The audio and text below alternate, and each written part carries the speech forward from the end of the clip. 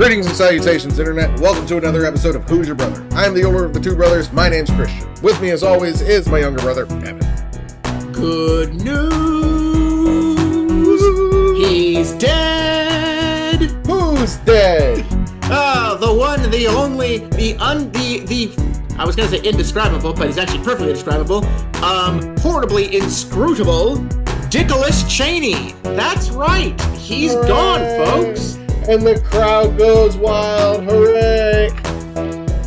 Ah, man. I don't know about y'all. I haven't felt like this since Rush Limbaugh died. Which I will say, another historic win for the people, frankly. Yeah, no, that was a good one. I like to congratulate cancer on killing Rush Limbaugh. But, Dick Cheney, not gone soon enough, but, you know, I'll take what we can get. Vice President, fucking war criminal, all around just horrible, horrible human being, and also shot his quote-unquote friends, in the face. Did he shoot him in the face? I didn't think it was that. Jesus Christ. Yeah, no, I'm pretty sure he shot that dude in the motherfucking face. It mistook him, some sort of duck hunting accident, if memory serves. But yeah, I'm pretty sure that dude got shot in the face. That time Dick Cheney shot his friend in the face is literally the name the name of the Independent article. So, yes, that was.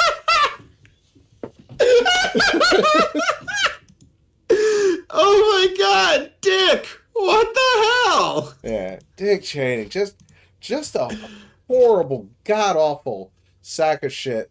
In some people's view, he was the true architect of like the Iraq War and the Afghan invasion and all of that, because he was a big old oil dude back in the day, and then when 9/11 went down, they of course went apeshit for all the oil fields they were gonna get control of.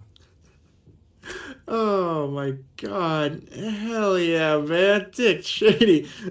I'll tell you what's not safe: going hunting with Dick Cheney. Yeah. So, you ready to go hunting? Sorry, I thought you were a deer. Yeah. Oh my God, Dick Cheney, you fucking psychopath. Gone but never forgotten. Yeah, unfortunately, we will never be able to forget Dick Cheney because the shit that he did and he caused will be felt long after I'm dead. Unless, of course, I die when the Earth blows up from nuclear Armageddon? Maybe. I don't know. We're getting back into nuclear testing, apparently. We'll get to that later, because that's at the end of the section of our show. But first, we got to get to the first part of our show, which is at the beginning. And it's based on this old saying that we have. Well, not that we have. It's based on an old... We came up with it. Us. We're the ones. Yes, this is a 100% original Who's Your Brother idea. You can quote us on that. Please don't sue us. Oh, before we get into that, I've been meaning to say, I forgot to do it the past couple times. This is episode 69, part 4. Oh, we're up to part 4 already. Yep, 69, part 4, The Quest for Peace. Oh, Superman 4. That fucking movie's great. You ever seen it? So good. I watched it once a long time ago. I don't remember particularly enjoying it, but it was there. No, that movie sucks shit. Yeah. It's very entertaining. It is not a good flick. Oh, man. I remember Superman 3. That was something. Oh, God. Was that the one where he rebuilt the Great Wall of China with his, like, laser eyes or some shit? That's the one where, like, Richard Pryor was the main villain? I remember that. Oh, God. In one of them, I don't remember which one, but in one of the Supermans, he, like, rebuilds the Great Wall of China with, like, his super rebuild vision, ? Right. Just, like, shoots the vision out of his eyes and suddenly the wall's fixed. Correct. As Superman is known to do. As he is known to do, obviously. That's one of his most well-known powers. You kidding me? Mm-hmm. The wall rebuilding eyes? Yes, absolutely. It's right up there with super breath and super strength and being faster than a speeding bullet. Hey, I got a question for you. And of course, chest cellophane. Yeah, the cellophane S. In Superman 2, what the hell was with that cellophane S he threw at Zod? Yeah, slowed you down for a second, didn't it? I'll say. Yeah, I know that one's pretty fucking ridiculous. But yeah, so is Superman 3. But welcome to Who's Your Brother, episode 69, part 4, The Quest for Peace. And as I was trying to get to earlier when I was talking about our phrase that we came up with, Evan, what is that old phrase that we came up with? The one that we 100% came up with. If you give the people bread and circuses, they will never revolt. Hashtag trademark 2024 Who's Your Brother podcast, Indiana. So our copyright. I don't think we're legally allowed to do this, but... Either way, that is correct. That is the old saying of ours. And so what we do is we start you off with the bread news, which is some food news. And after that, where do we move to?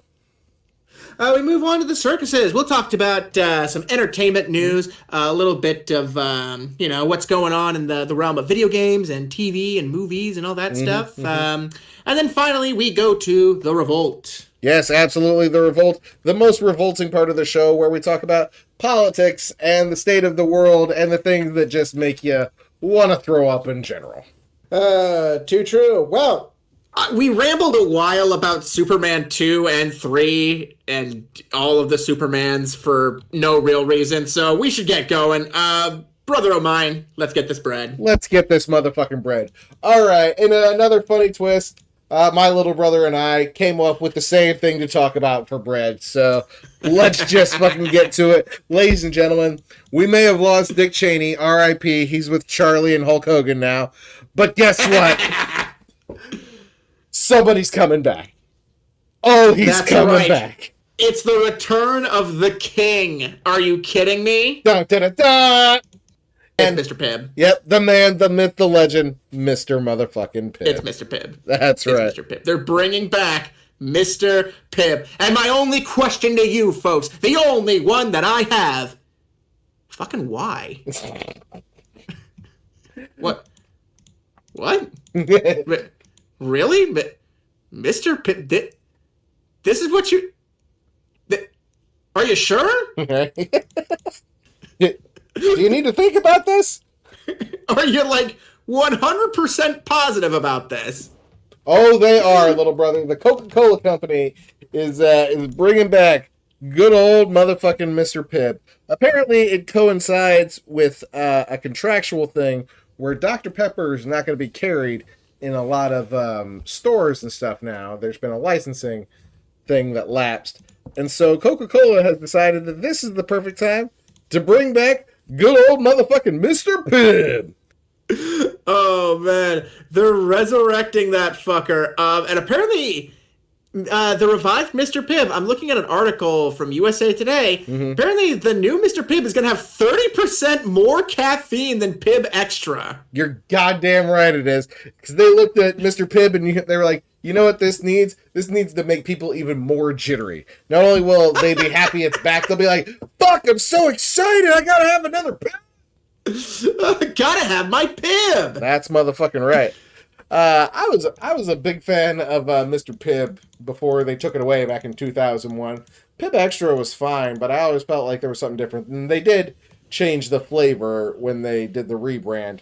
So, to me, when I heard about this, I was like, oh shit, they're fucking bringing it back. Bring it back for all of us here who are so excited. Hey, man, I'm absolutely sure that there are people who have just been anticipating the fucking return. I know I could find subreddits.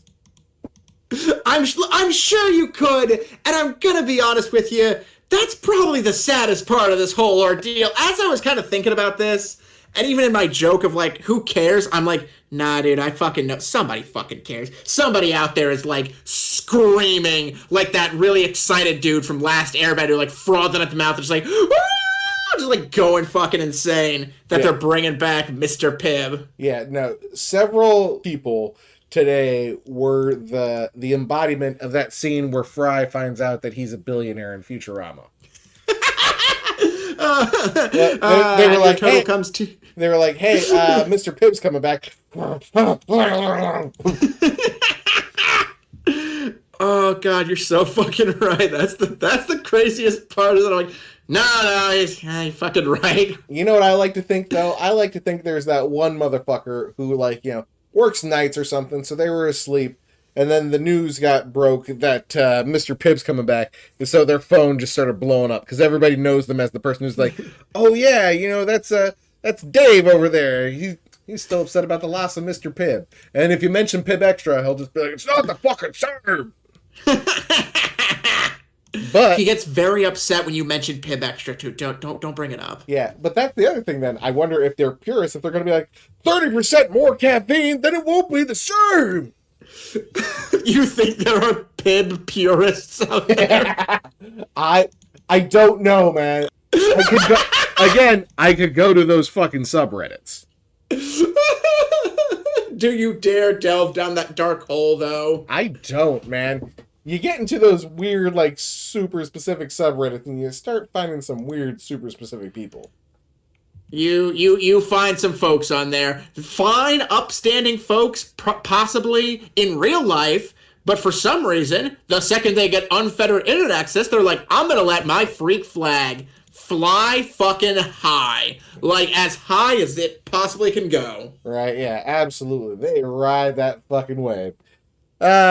But yeah, so I have no doubt that some people heard 30% more caffeine and were just incensed. We're like, then it's not Mr. Pibb. I'm kind of curious now, at least a little bit. Okay, hang on. I'm going to look something up really quick. Looks like an 8.4 fluid ounce can of Red Bull contains about 80 milligrams of caffeine. Okay. So that's about 80. What did I say? Yeah, 80 milligrams. Okay, so now it looks like in new Mr. Pibb. Okay, so it's 40 milligrams of caffeine in a 12-ounce can. Of Pibb so Extra? 30% more of 40. Yeah, 12. Pibb Extra. That'd be 52 then. Would be the total. Okay, so 52. It's still not as much as a Red Bull. Because I know people often deride Red Bull as it doesn't even have as much caffeine as a standard cup of coffee. They actually had a lawsuit about that not too long ago, fun fact. Yeah, because it looks like a standard cup of coffee has twice as much caffeine as a Red Bull. Yep, not surprising. You learned something today. Yeah, we all learned something about caffeine content, and of course, the return of Mr. Pibb. We're all so stoked on the return of Mr. Pibb. Everyone here, I'm sure, is just fucking zazzed beyond words. Absolutely. The doctor is motherfucking out. Mr. Pibb is in. I never trusted that doctor anyway. I don't think he had a real medical license. Probably not. I would trust that doctor more than RFK Jr. though when it comes to my health. You know what? That one is valid. Mm-hmm. I will absolutely agree to that. I'll trust Mr. Pibb more. Fuck. He's just a mister. He doesn't even have a law degree. Mm-hmm. He doesn't no law degree, no doctorate, nothing. What is Mr. Pibb? You know what? That's the perfect case. Mr. Pibb is the soda of the people. It's just Mr. Not doctor. It's not trying to be fancy on you, you know? That's right. He doesn't need to be all fucking hoity-toity. Oh, Jesus man. Christ. The fucking... You know what? I'm not going to drink it, especially since I don't think it's going to be available in Indiana, off the rip. I think it's going to be, California, Chicago, and, a handful of other, big cities. So I doubt that Indianapolis is going to get their hands on it. But I probably wouldn't have drank it anyway, so it's fine. Well, it'll be available in certain freestyle machines, so we'll see.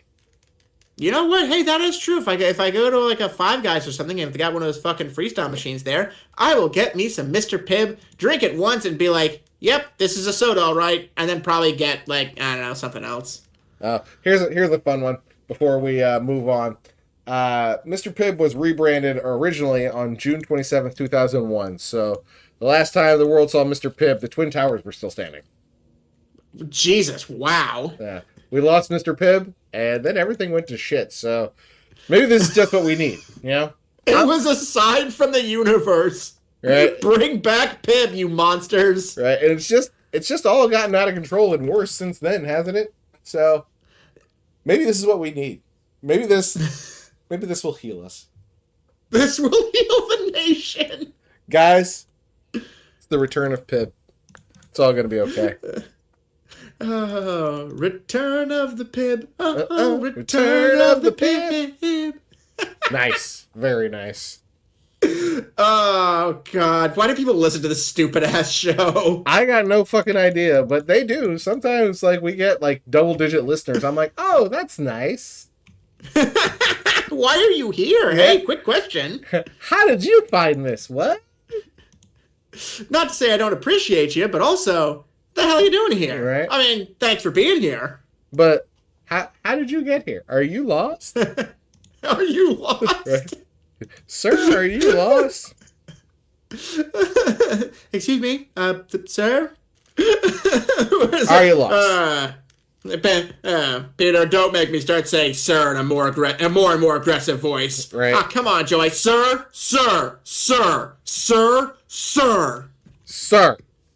Yeah. Dumb. This is a dumb show. Very dumb show. Thanks for doing it with me, little brother.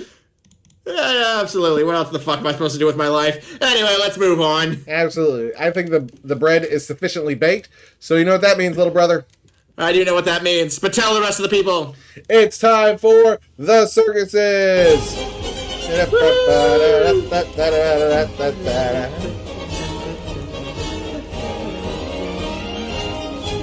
Ladies and gentlemen, welcome to the Hoosier Brothers Circuses. If you'll turn your attention to the sky, you'll see our wonderful trapeze artists swinging off string cheese and... Oh, they fell to their death.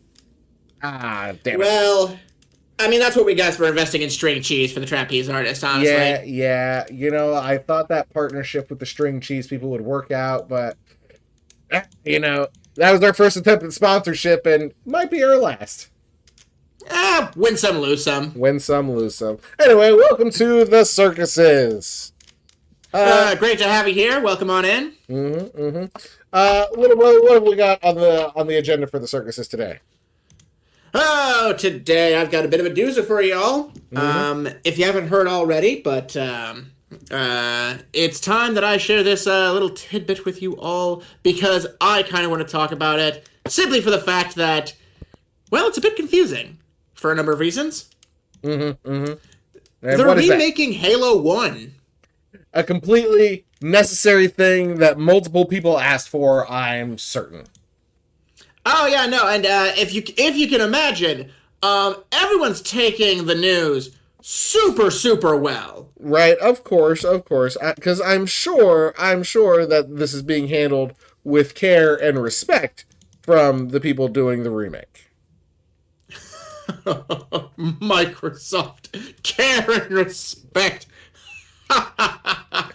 Yes, absolutely.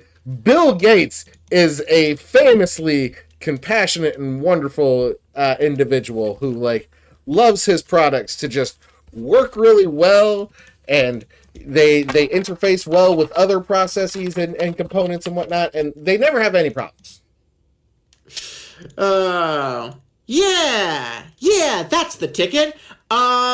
So none of that's true. People are actually, believe it or not, pretty pissed about the remakes. About the remake itself, that is to say. And God, I want to be shocked, but I just can't bring myself to do it. They're changing a lot of things. Some of it seems kind of small to me, but I don't know. I'm not a big Halo fan, but apparently some of this stuff is just truly unforgivable. For example, you can now sprint. You can now aim down sights. They'll have wraiths in this campaign. You can hijack vehicles. The Needler no longer has the Needler now has an ammo counter. Instead of just the visual of the needles slowly depleting, which was an awesome aspect of the game. I love the Needler. That was one of my favorite fucking guns in that fucking game. Because it's weird to use. You really got to know how to use the Needler, but it's an awesome gun once you fucking figure it out. And yeah, just being able to be kind of having to soft gauge it off a visual, like I think I've got this many left, was fun. So giving it the counter, whatever, fucking bullshit. So I guess that brings us to kind of like our crux of this, which is that like I'm not like the biggest of Halo fans. I didn't really grow up with that kind of shit.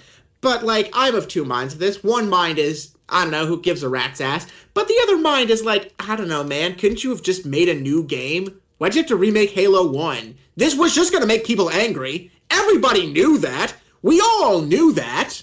Yeah, but you know what else we know? People are gonna buy it and play it.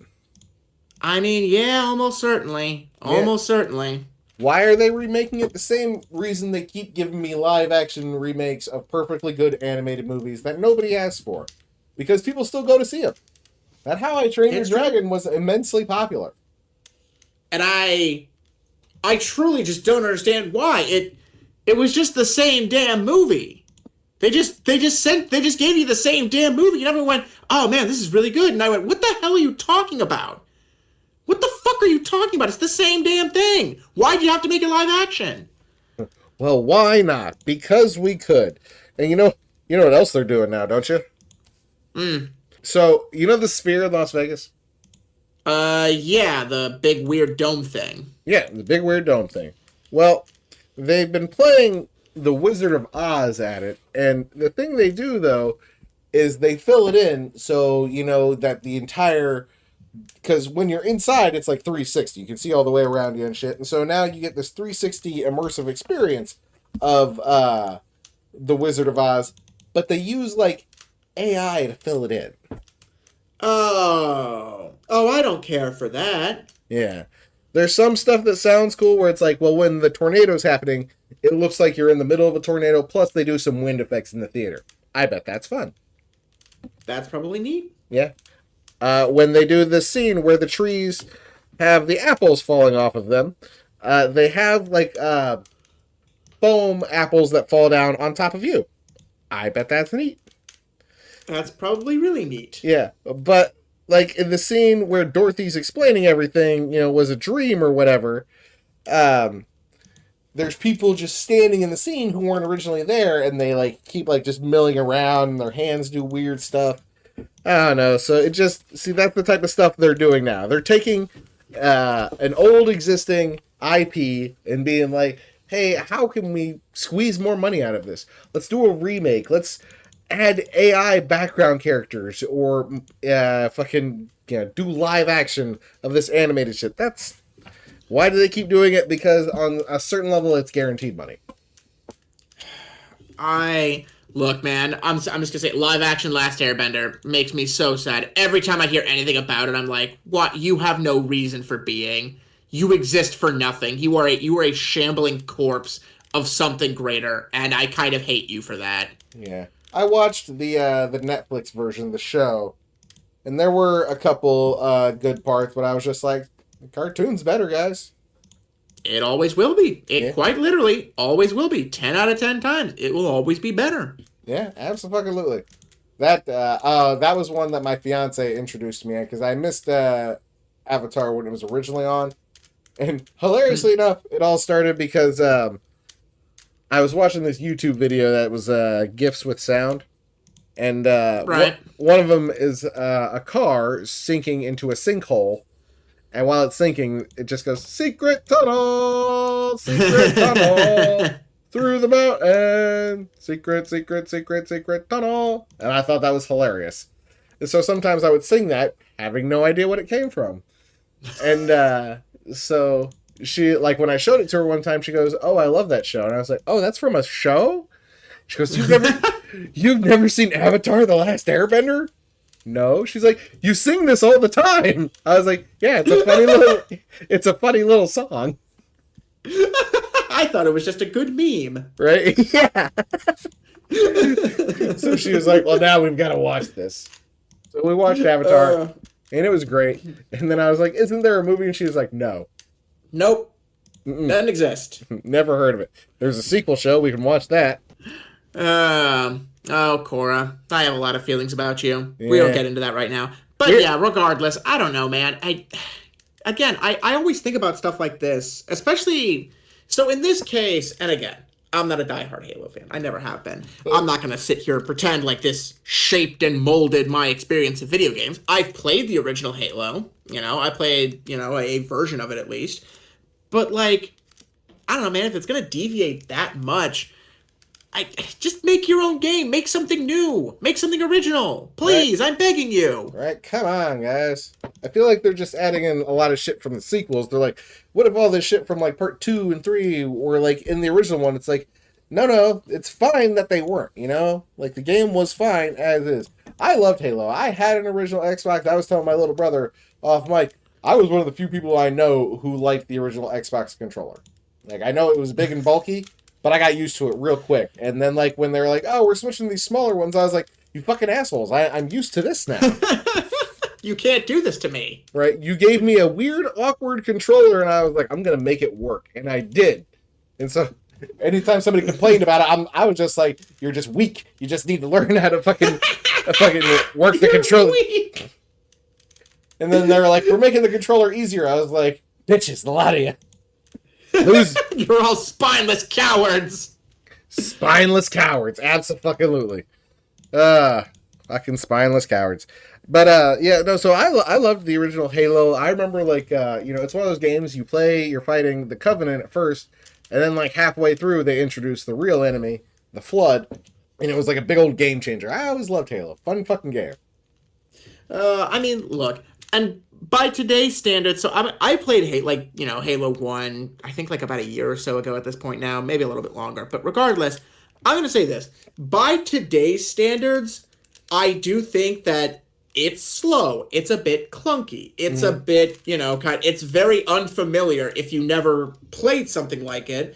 But it's impossible to deny, like, A, the cultural impact, and B, just like the video game landscape impact that this game had. Like, it was such a massive juggernaut in, like, the gaming sphere and what it did for video games, basically. Master Chief became an icon almost overnight.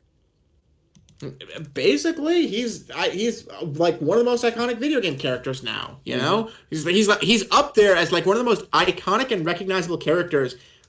Mario, Sonic. If you want to kick him a few bucks because he's kind of broke right now, Crash Bandicoot. Shout out to my boy Crash. Hope you're well. And Mega Master Man. Chief. Yep. And Mega Man's up there, of course. I always just have to give shout out to my boy Mega Man. But I also saw the Master Chief recently in some GameStop fucking tweets that were all pro-Trump. That was like, gross. Oh, man. He's been co-opted by a lot of right-wing things because, the Flood is, of course, the villain in Halo, and it's portrayed as this infectious thing that takes over, its hosts and turns it into whatever it wants it to be. And there's a lot of, racists that are like, oh, there's a flood of foreigners coming in and they're going to take over and white replacement theory and type shit. So, Halo. No, of course. Yeah, video games being co-opted by bigots is nothing new, though. Oh, well, no, absolutely. It's always crazy to me, like, some of the characters that people will be like, this person would definitely be a Republican. I'm like, yo, did we watch the same fucking thing? Like... Yeah. Did we absorb the same fucking medium there, dog? Yeah, no, it's similar to watching people listen to Rage Against the Machine and be like, oh my god, have you ever listened to these guys? They talk about hating cops and whatnot. Wow, didn't realize they were such woke nonsense. I didn't realize that Green Day had such heavy political opinions. I don't want that in my music. Where the fuck have you been, motherfucker? Living under a fucking rock. That's the thing. They live in, ignorance and bliss. Lordy Lord. Lordy. Well, that was my entertainment news. Did you have anything you'd like to share with the class? I know spooky season just ended, but the trailer for the new Scream movie just dropped. Scream motherfucking 7. God. We're doing this again. Another mystery of who's in the ghost face outfit. Who's it going to be this time? And we're also witnessing the return of Neve Campbell as Sidney Prescott. Woohoo! Yeah. But do you know why we're seeing a return of Neve Campbell after she was not in the last one, Scream 6, the one where Ghostface used a shotgun? Ghostface did use a shotgun in that one. Mm-hmm. But I remember people being pretty upset about it. Yeah, Scream 6 is bad. Yeah, there it is. I was like, I'm like, if anyone knows this, it's my brother, and sure as shit. Now, I'm kind of an outlier because I didn't mind Screams 4 and 5. I don't like Scream 3. Wow. Yeah, I don't like Scream 3, and I think Scream 1 and 2 are fantastic. But I think 4 and 5 have their merits. But yeah, 6, I was like, nope. I have notes and issues, so I'm gonna watch 7. Like, this is not, that's not up for debate. I'm gonna watch it. I mean, obviously. Right. But so do you know why though Neve Campbell is returning as Sidney Prescott? I do not. Please enlighten me. Well, originally this 7th film had an entirely different story, an entirely different cast, and entirely different director. But all of that changed after Melissa Barrera, who was the star of Scream 4 and 5, along with Jenna Ortega, posted on her Instagram saying this: Gaza is currently being treated like a concentration camp, cornering everyone together with nowhere to go, no electricity, no water. People have learned nothing from our histories. And just like our histories, people are silently watching it all happen. This is genocide and ethnic cleansing. So she posted that. Yeah, as fuck. She posted that and was immediately fired, it looks like, in November of 2023. And then Jenna Ortega left, and she claimed it was due to scheduling conflicts with Wednesday, and then the directors left, also claiming that it was scheduling conflicts. So they brought back Neve Campbell, and she's going to star in it. So, hilariously enough, Courtney Cox is also returning, and that makes Courtney Cox the only person to be in all Scream movies. But so they fired Melissa Barrera because of pro-Palestinian comments. Because, of course, 2 years ago, like nowadays, I feel like people are a little more kind of open-minded to the idea that maybe Israel sucks. Maybe. Just maybe. Yeah. Whereas in 2023, like, again, comments like this got her fucking fired. And remember they were doing like all that shit where they were trying to fucking push out people from campuses and whatnot who tried to fucking make pro-Palestinian arguments.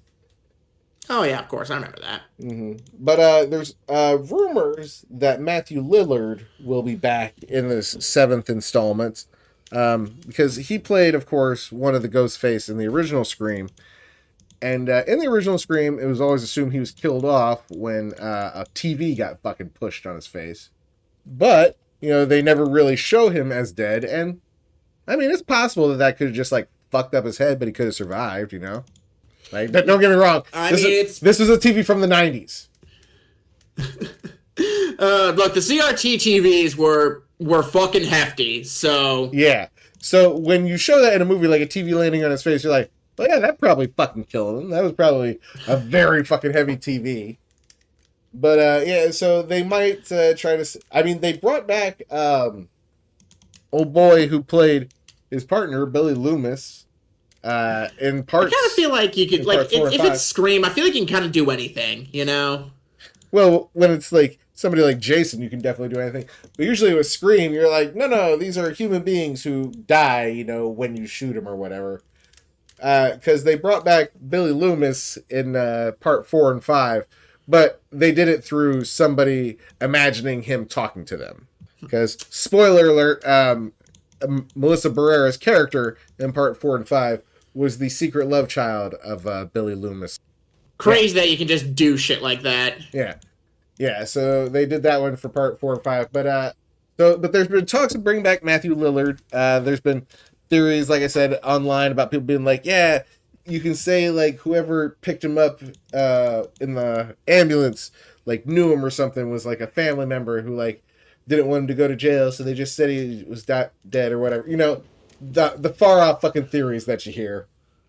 Oh, of course, of course. But there have been rumors of him coming back, as a way to kick back interest, and so people forget about this whole Gaza Israel thing. For that little fucking whatever, you know. Yeah. But he recently was at a convention and like gave a loud, full volume "fuck ICE." So Once again, based. fuck yeah. So I don't see why he can say "fuck ICE," but she can't be like, "Hey, genocide is bad." Genocide is wrong. Yeah. How dare she?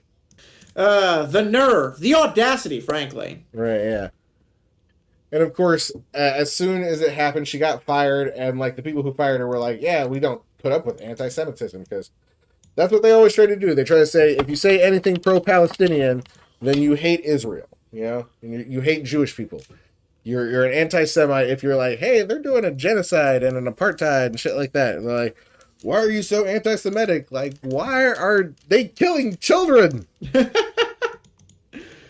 That does seem to be like the defense, especially like the leader of Israel tends to like try to pull out that defense, you know? Yeah, oh yeah, absolutely. And of course, any politician, anytime you like say anything about like them taking money from APAC or something, they'll be like I won't stand for anti-Semitism. And of course, always the favorite, like, well, do you condemn Hamas?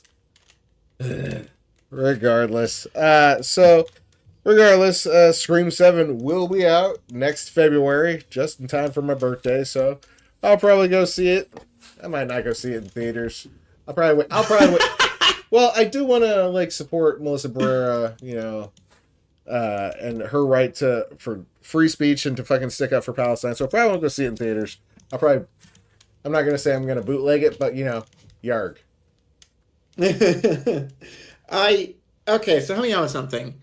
Did Ghostface from Scream come first, or did the Ghostface killer from Wu-Tang Clan come first? It looks like he might have been Ghostface first. No shit. Yeah. Ghostface Killer till 1995. Yeah, no, he was Ghostface Killer first, I guess. Wow. That's actually crazy. I'm not going to lie. I would have thought for sure that, like, he would have gotten that from Scream, but I'll be damned. Let's see. Got his stage name not from Scream, but from The Mystery of Chess Boxing, a 1979 kung fu movie. Well, I'll be damned. Yep. That makes more sense anyway, because, they always do that 36 Chambers and shit about kung fu. That's true. That is true. You're right. So, yeah, of course he didn't fucking get it from Scream. And, of course, Ghostface got his name from, like, a throwaway line in the first Scream movie. I don't remember that. When he kills Tatum, the chick who gets killed by the garage door. Right. When she's not taking it seriously at first, she's like, "Please, Mr. Ghostface, don't kill me. I want to be in the sequel." Oh, yeah. Yeah. Huh. Like, when I rewatched it this year, I was like, oh shit, I guess you were the one who named it. Because I was even thinking to myself, I was like, where did the name Ghostface come from? Like, as his, like, horror name. But it was from her. She was like, please, Mr. Ghostface. I'll be damned. Well, yeah, I guess that makes sense. Ghostface was in motherfucking Mortal Kombat. Yeah. He's a DLC character. Oh, yeah, no, they've done all the horror people. Freddy, Jason, Leatherface, Michael. No, wait, I don't know if Michael's been in it, actually. Predator, Alien. Michael's got to have been in there. If they got all the others, they have to have Michael. I don't know if they got Michael. He might be on the next one, though. Yeah, maybe. I always thought it was funny, too, because whenever they did, like, their opening lines, they do, like, the Clash thing right at the beginning and do their mocking lines, Ghostface still talks through, like, the tape recorder, which I thought was very clever. Hell yeah. A lot of times, in recent ones, I think he holds up, like, the voice recorder. Yeah. It's funny to me to think, like, I guess they could do Saw, but the killer, and that's just, like, an old man who sets traps. Yeah. It'd be tough to do Jigsaw in that, Yeah, a little tough. They could do Pinhead, though. You could do Pinhead. Mm-hmm. He's getting his own game, though. Is he really? They making a Hellraiser game? Oh my god, it looks dope as fuck, too.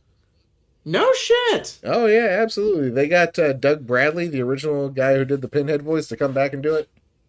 Ooh, hell yeah. But he's like 80, so it's got like an effect on it, so you can't tell how old he is. That's fucking fair. Yeah. Oh, man. We'll see if that's any fucking good. But yeah, so that was my contribution to the circuses. Power to Melissa Barrera and her standing up for the Palestinian people. Fuck the studios and their fucking bowing to political pressures. But that's just the age we live in. Like, the powerful are corrupt as fuck, and they are flexing their power, so nobody can stand against them. You know, they used to flex it behind closed doors. They used to have, like, a curtain or something up, like a courtesy curtain, you know? Now they're just doing it out in the open, and I'm like, man, this sucks now. Like, I don't know, man. Something about the brazenness of it nowadays, I'm just like, you guys used to do coke behind closed doors. What the hell happened? You know? Yeah. The fuck is this? Yeah. I don't want to see this shit. Get it out of my face. It's, I blame, post-Nixon shit, because after Nixon, their solution wasn't, we shouldn't, get caught anymore, or we shouldn't do crimes anymore. Their solution was, we shouldn't have to pay consequences anymore. It's crazy to think about how, like, Nixon actually resigned from the presidency. I feel like if somebody did that shit today, it wouldn't even, like that. I don't even think that would faze me. Like, oh, you wiretapped a hotel room? Cool, they're dropping bombs on children. I barely give a rat's ass about the wiretapping shit. You just found out about the wiretapping? Of course we're wiretapping over here. Where have you been? Dude, are you fucking kidding me? Microsoft, like, Windows is, like, basically surveying you almost 24/7 at this point. Yep. Absolutely. And they actually, here's a fun one for you. Apparently, Microsoft and YouTube are suing people or threatening to sue people with tutorials on YouTube, telling people how to install Windows, but like a lightened version that doesn't have all their like bloatware in it. Yeah, I've heard about that, and the versions that like are like, oh, this will keep you disconnected from their AI shit. Like, yes, that one, please, because of course they're trying to force feed you the AI now. Oh, yeah, naturally. I mean, it's not, you know, it's bad enough that, like, fucking, you know, they're forcing Copilot and everything, but also, you know, it's a matter of, like, when it comes to operating systems, you have so few options as it is. Mm-hmm. But yeah, they're like, I would like to take some of this bloatware out, and I don't know, maybe make my computer run faster. Windows is like, nope, don't do it. No, don't you do that. You put that back in there. We put that bloatware in there for you. That was for you. That was a gift, you bastard. You see, the thing is, you can't take that out. That's load-bearing bloatware. Even though many tech heads have empirically proven, that it is not load-bearing. You can actually take it out and have your computer run so much wicked better. Oh, you see, it has to bear the load of all their profits.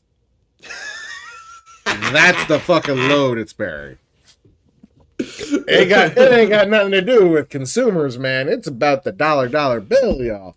As it has been, as it always shall be, as long as we exist under the grueling fist of capitalism. Damn, too true. Mm-hmm. Anyway, speaking of the grueling fist of capitalism, we're running a bit long here, so we're going to have to power run, but it's time. It's time, little brother. Woohoo! Let's get into it. It's the part that fills me with dread every time we do it. Well, I've got some music to fit that. I love democracy. It's a trap! I am the Senate. Not yet.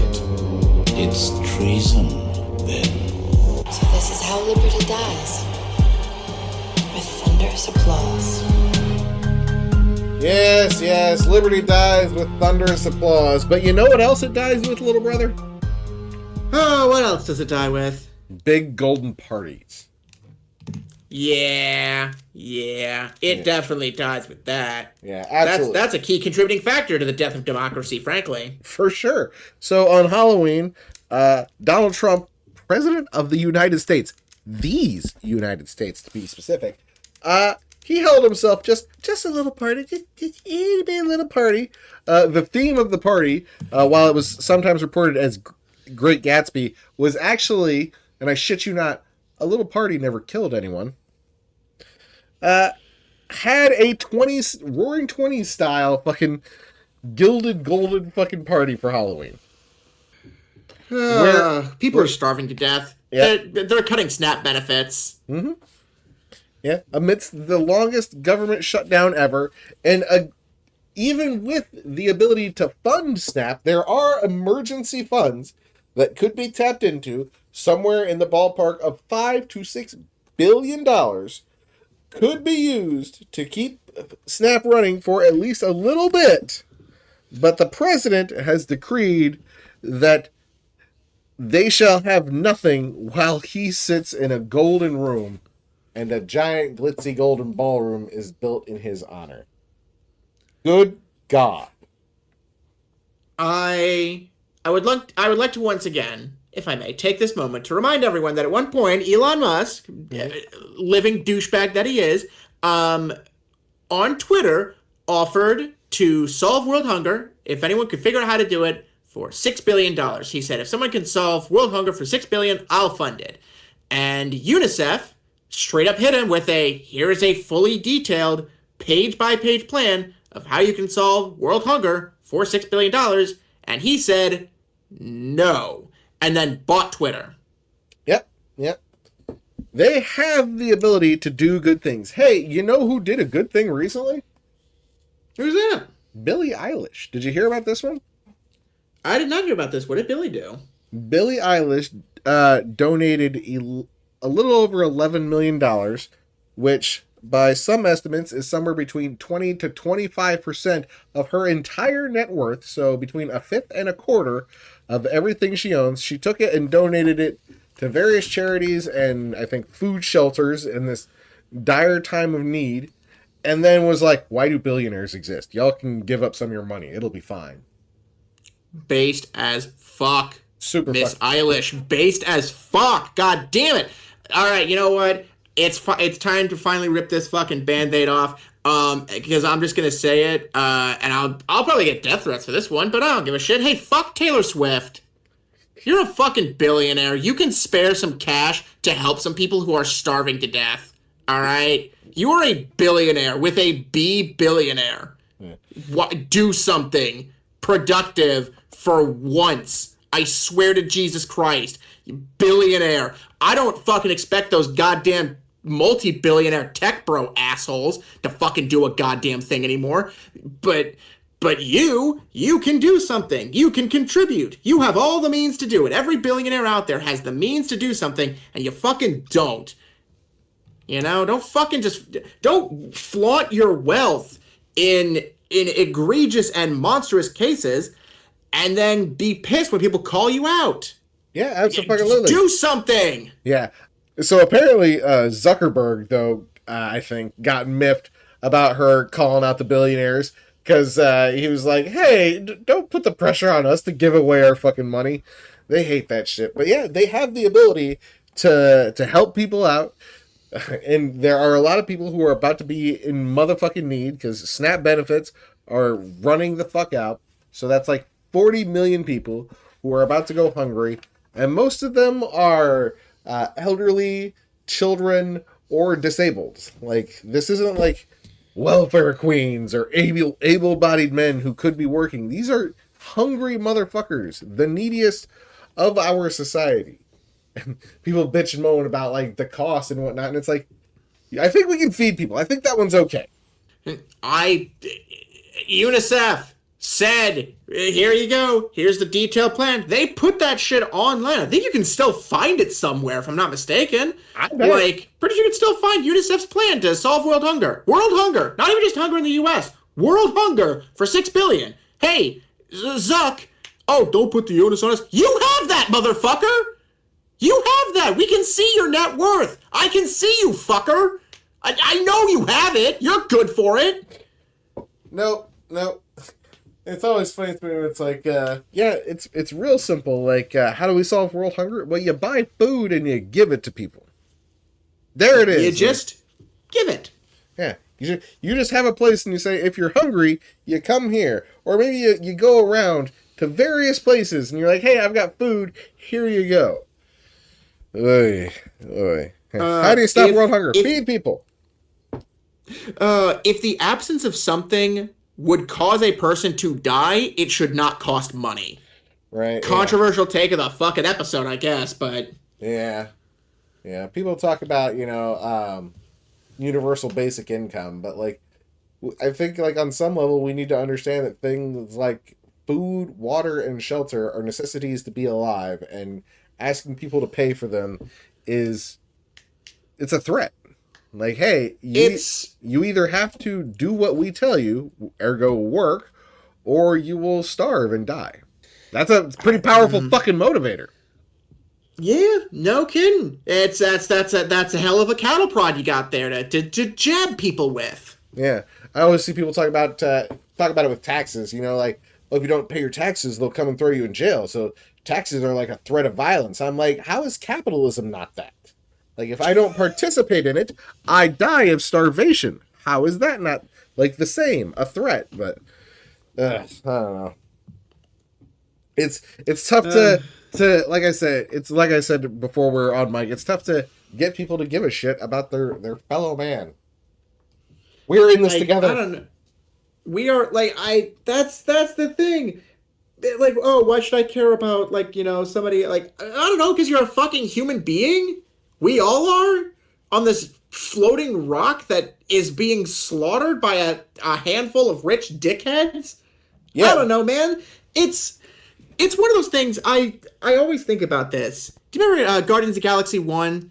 Why do you care what happens to the universe? Because I'm one of the idiots who lives in it. Yeah, absolutely. Like, why do you care? Because I'm one of the idiots on this planet. What do you mean, why do I care? Right, yeah. People try to claim it's bullshit, and they'll be like, oh, it's just virtue signaling. Like, no, I give a fuck. I don't want people to suffer. I know. What a strange fucking concept. So fucking weird. I don't know, man. Ugh, fuck. Yeah, it's part of the reason I get so, like, doomsayerish, and I'm like, we're so fucked. We're so doomed. Like, I think we might be cooked, chat, that type of shit.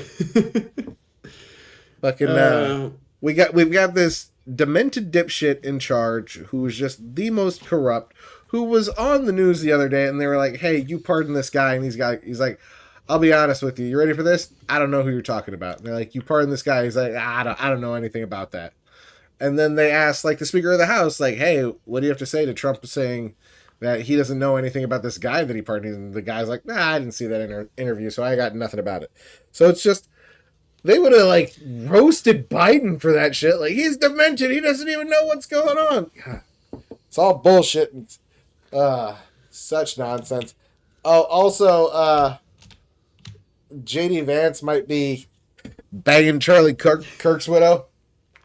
Dude, JD Vance impending divorce. At least I can laugh at least a little bit at this. Because this does amuse me at least a little bit, and I've seen some pretty good memes come out of it. I saw one person who said, I've had periods last longer than Erika Kirk's morning period. Yeah, she came out to that fucking ceremony wearing those leather pants, like, let's do this. Time to wreck JD Vance's home, and JD Vance seems pretty on board with it. He's like, all right, let's wreck. Yeah, he's up there like, you know what I wish? I wish my wife would become a Christian. That kind of sucks. I forgot he said that. Yeah, he's like, it'd be so cool if she just become a Christian. But, free will, that's cool too. Meanwhile, there's Erika Kirk, like, nobody will ever replace Charlie, but I see a lot of my husband in JD Vance. Like, okay. What the... Yeah. I think my favorite comment that I saw about it was like, no, this isn't really surprising. A lot of men's beards turn white as they get older. Jesus. Yeah. Holy shit. That was a finely layered joke. Oh my god, that's... Oh, god damn it. JD Vance. Okay. Yes, the country is going to hell. I try to be at least a little bit of an optimist. I have always done my best to maintain some hope, and no matter how dark of times have gotten. And you know what? It's moments like this where I'm like, watching J.D. Vance's marriage crumble in real time wasn't on my 2025 bingo card, but hey, here we are. Yeah. Pleasantly surprised. Yeah. What a way to go.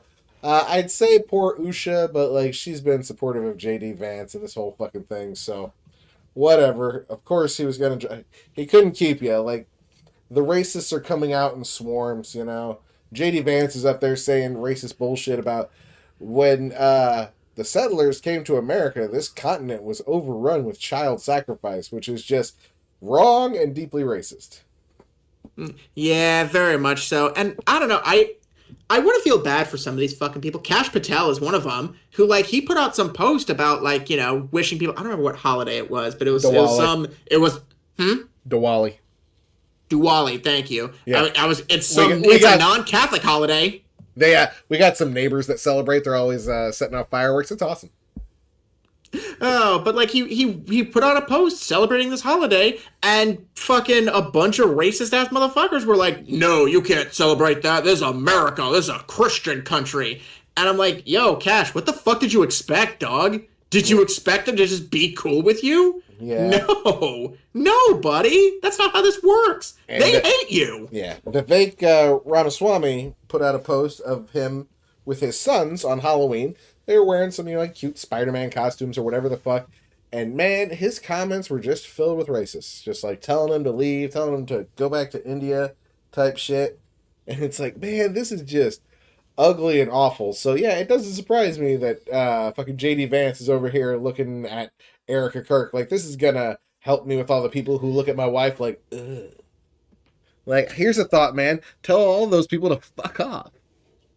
Have you considered that? Have you considered standing up for your wife? The person that you married and allegedly love? Of course not. He's a spineless... Well, I'm not even sure he's spineless. He's a nothing. He's whatever is advantageous to him. He once called Trump America's Hitler, and now he's his vice president. He's a fucking stooge, and he's the fucking... the boy that all the fucking tech pieces of shit want to see in charge. So they're like really hopeful that Don's gonna die soon and JD's gonna swoop in and fuck us all like a sweet, sweet couch. Let me always say this one too, because I don't know if I've mentioned this on the show in particular. I hold a particular spot of hatred for JD Vance. Like, don't get me wrong, Donald Trump's a morally corrupt piece of shit, but JD Vance has a special place of hatred in my heart because he's one of those fucking assholes who always styled himself as like, I'm a self-made man. I pulled myself up by my bootstraps. I'm from rural Ohio, wherever the fuck he's from. He wrote like that whole book, Hillbilly Elegy. Mm-hmm. And I'm like, yeah, okay, great. Whatever. What have you done to help any of those fucking people? Yeah, what have you done to assist them in any way? Yeah, here's the fucking thing. Him and his family used SNAP benefits, and now he's part of the side cutting SNAP benefits for people. So you have done fuck all for the people who helped support and raise you and put you where you are. Because let me tell you, you didn't fucking get there on your own, all right? You had help. Everyone who gets anywhere does so with help. Mm-hmm. You don't get anywhere by your fucking self. That's a load of crap. That's a fucking load of crap. Yeah. American individualism and exceptionalism has really skewed our idea of how society works. Yeah, so... Like I said, J.D. Vance will always have a special place of hatred in my heart. I fucking despise that guy. I think you are a useless, worthless worm. And I hope that someday, when you return to the earth from whence you came, and you are faced with the being that gave you credence to exist in this universe, you can look at that thing and say, I fucking failed. Because you did. Man. JD anyway, Vance, that's my angry rant at JD Vance. Fuck that guy. Yeah, no, fuck JD Vance. I'm not looking forward to the time when he is going to be president. Yeah, Donnie's looking pretty rough these days, huh? I don't know if he's gonna make it all 4 years. We are gonna get a president. Vance. I would be so fucking shocked if he made it for 4 years. I just like fucking flabbergasted. Yeah, I mean, yeah, no, he can go join Dick Cheney and Charlie Kirk and Hulk Hogan. Rush Limbaugh. He's in that mix too. Fuck yeah, he is. Fuck yeah, he is. Oh God, Trump gave Limbaugh the Congressional Medal of Honor. Yeah, he did. What that medal means nothing. Neither does It's fucking meaningless. Yeah, all of these awards are mostly fucking meaningless, man. Especially anything. Fucking Trump. What trash? Oh, trash. But yeah, he's looking rough. So maybe he'll join the Afterlife Club. He can hang out with Ronnie Reagan and Dick Nixon. Good old Ronnie boy. Nance is down there too. Shout out my girl Nance. Hell yeah, Nancy. Our old favorite Nancy Reagan. Our old punching bag. We miss you. I don't. Finding like I said, towards the end, finding shit about Nancy Reagan got difficult. No. All right. Well, I think we've sufficiently done it. I think we've rambled enough. Don't you agree, little brother? Oh, but this was a very rambly episode. I think that's like the main takeaway from this one. What? We ramble? Whoever heard of such a thing? Wild. Yeah. Nope. Interesting stuff. But before we send you off, we've got some pitches for you. I went and saw Evil Dead the Musical a couple weeks ago. And I love it. It's the third time I've seen it. But I was thinking to myself, you know what? I bet there's other movies we could think of, or other things that could use the musical treatment. So I suggested it to my brother, and he's agreed. So, Evan, what's something that you think needs musical-fied? I really do think that if we were going to make a musical, you have to pick something that's, like cream of the crop, basically. You got to take the best of the best. And, in keeping with, I chose one, keeping with the Evil Dead, of taking something that's horror-based and turning it into a musical. And for me personally, you didn't think we could get sillier than Nightmare on Elm Street 3 Dream Warriors, but I say no. We need to go even sillier. Nightmare on Elm Street, the musical. Hell fucking yeah. I could absolutely see that. I want to see singing and dancing and that weird fucked up like boiler room kind of thing, like I'm here to slash you, I'm here to slash your dreams, kill you in the dream, kill you in real life, kill you both places, it's gonna be alright, but not for you.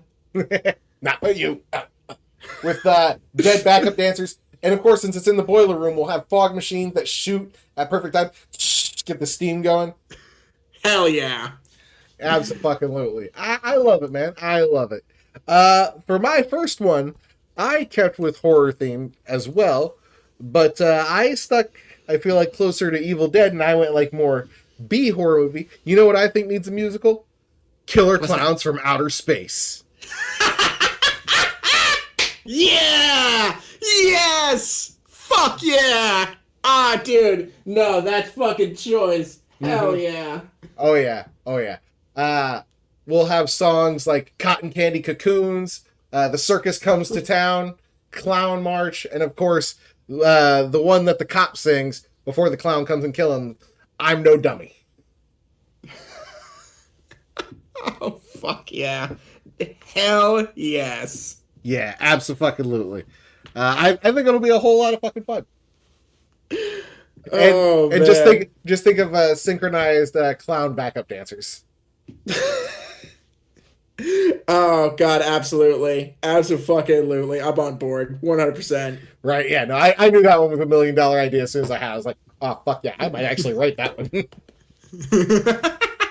Alright, what else you got? Alright. So they've had forays into music before because they had forays into literally fucking everything. But I still think Teenage Mutant Ninja Turtles the musical. Okay. But didn't they have a live show one time where they sang? That's what I'm saying. They had like the live show where they sang, but they didn't go full Broadway with it, baby. I think we need to go bigger, bolder. We need like full on like theatrical stage effects. Okay. We need deep musical. I need Splinter to have a deep style like Les Mis-esque, like sad fucking song about raising these turtles and the emotional impact it's had on his life. Oh, I'm just imagining Shredder with like 20 foot soldiers all like dancing and jumping behind him. Oh, no, a foot soldier chorus line. Abso-fucking-lutely. Oh my god. And now I'm imagining the makeup for Krang. Yeah, the stage makeup for Krang, the prop work, That's what I'm talking about. Like, yeah, the live show with singing, that's great. Go big. Go bigger. We need to go bigger. We're going to do this. Let's go big. Hell fucking yeah. Get Julie Taymor on the phone. What's she doing these days? Fuck yeah. I'm with it, little brother. I'm with it. My next proposal for a musical is not really based on any existing like movie or show or anything, but still, I think the concept will work as a musical. I call it Juggalo the Musical. I feel like the story can be probably a Detroit Rock City style thing of somebody trying to get to their first gathering and the misadventures they have along the way. Maybe a Homer's Odyssey instead of somebody trying to get home from the gathering. We could go either way. But the songs are already written by the Insane Clown Posse, so I think there's a lot of potential here. It's a jukebox musical for the Clown Posse. Hell yeah! Yes, jukebox musical, absolutely. I'm on board. That's great. Mm-hmm. We're gonna end it though. They have a new album out that they just put out this year, and the last song on the album is called "While It Lasts," and it's basically, like, hey, if there's nothing else after life, then while it lasts, I'm gonna make the best of everything I got. But they use the beat of "Africa" by Toto. All right, I'm into it. I like it. So that's the ending song. We're gonna end with that one. All right, fucking brilliant. What else you got? Hit me. All right, I got one more for you. One more. All right. So, not exactly horror, but I still think that you could get a lot of mileage out of this one. Mm-hmm. And I think, just because I think I'm a big fan of practical effects, always have been, And so for me, I stand that we need to do Jurassic Park, the musical. Oh, I bet that would be incredible. Now, here's the question. Right? Here's the question, though. I want you to think about this. We can do like animatronics and stuff, like have like a giant T-Rex puppet. Like that might be incredible. Something like that. Or, hear me out, we have humans, and then we also just have people Lion King style, like in dinosaur costume.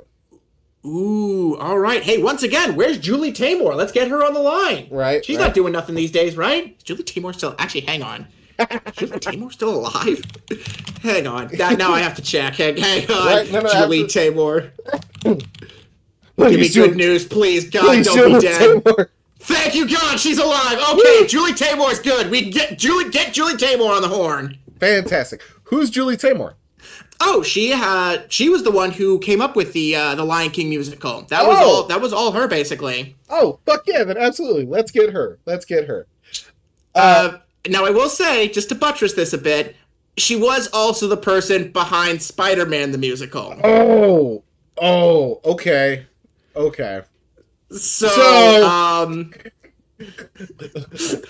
wow, really running the gamut there, isn't she?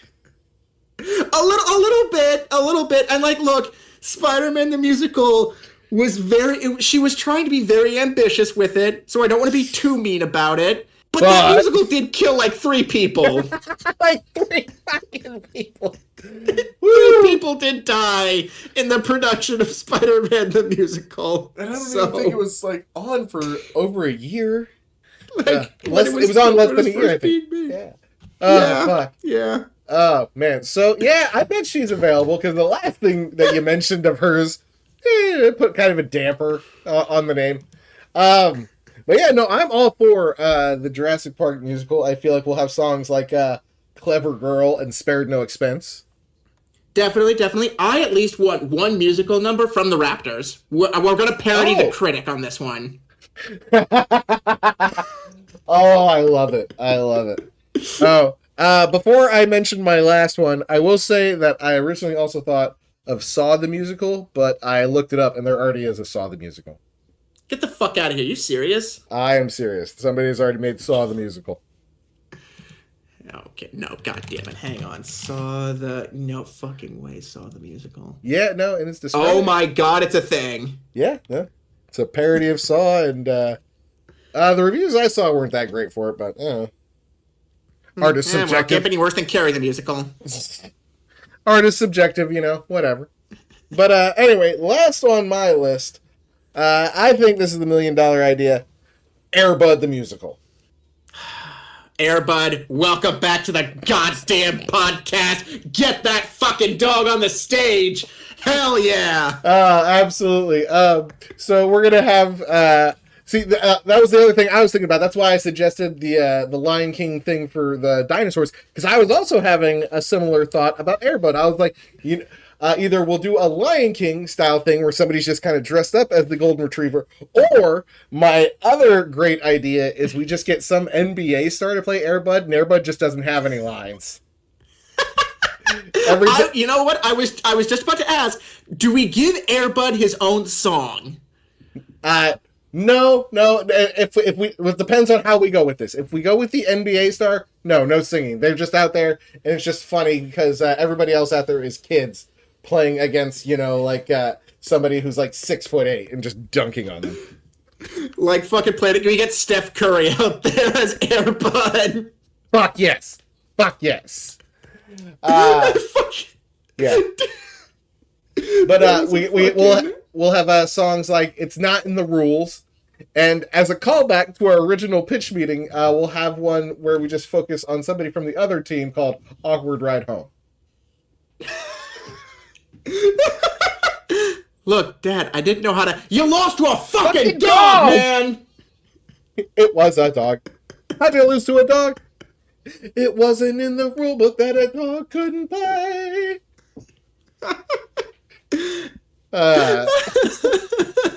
So we have a whole song about that's just some dad and his son driving home after the game from the other team. Yes, absolutely. Oh. $1 million idea. Air Bud, the musical.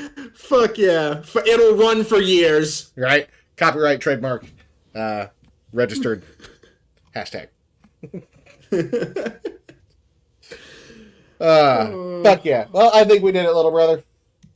I think we fucking did it. Look, I could pitch stupid musicals all day long. Same, so could I. I have a great time and a great many more ideas for stupid musicals. But I think we've rambled long enough. I'm gonna have to definitely do some editing on this fucking episode. Almost certainly. Yeah. So I guess we should wrap it up. Thanks for listening. Don't forget to like and subscribe. Tell your friends, tell your enemies. Hey, what was that lady who did the musical's name? Oh, Julie Taymor. Tell Julie Taymor about all of our great fucking ideas and to listen to our podcast. Until next time, don't forget to keep bringing the chaos, support the unions, and free Palestine. Julie Taymor, I love you. Thanks for listening, everyone. Practice your media literacy. Be gay, do crimes.